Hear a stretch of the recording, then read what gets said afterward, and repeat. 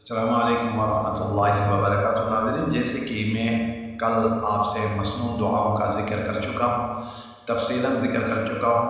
یہاں اتنا ہی بتا دوں کہ وما آتاکم الرسول فخذوہ قرآن کریم کی آیت ہے۔ اللہ کے حبیب جو آپ کو عنایت کرے آپ نے پکڑنا ہے، وما نہاکم عنہ فانتہوا، اور اللہ کے حبیب جن چیزوں کو ترک کرے آپ کو بھی ترک کرنا ہے۔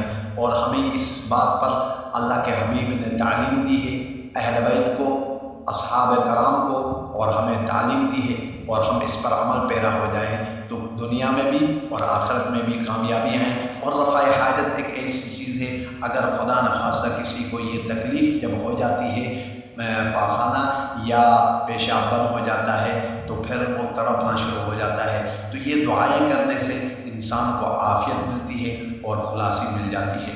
آئے قضاء حاجت یعنی واش روم سے باہر آنے کی دعا ہے، یہ باہر آنے کے بعد یہ پڑھنی ہے۔ بیت الخلاء میں اندر نہیں بلکہ بیت الخلاء سے باہر آنے کے بعد الحمدللہ الذی الحمد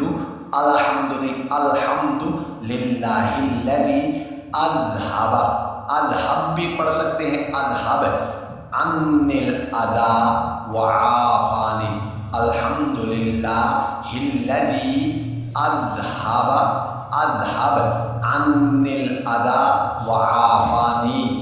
اللہ عز و جل کا شکر ہے، اللہ جل جلالہ کا شکر ہے۔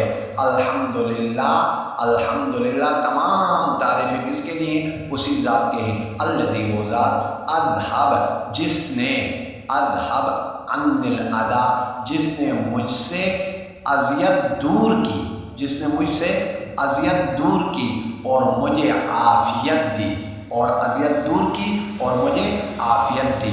بس یہ دعا کر لیں، اللہ تبارک و تعالی ہمیں اپنے حبیب صلی اللہ علیہ وآلہ وسلم کے صحیح معنوں میں اتباع نصیب فرمائے۔ والسلام علیکم ورحمۃ اللہ وبرکاتہ۔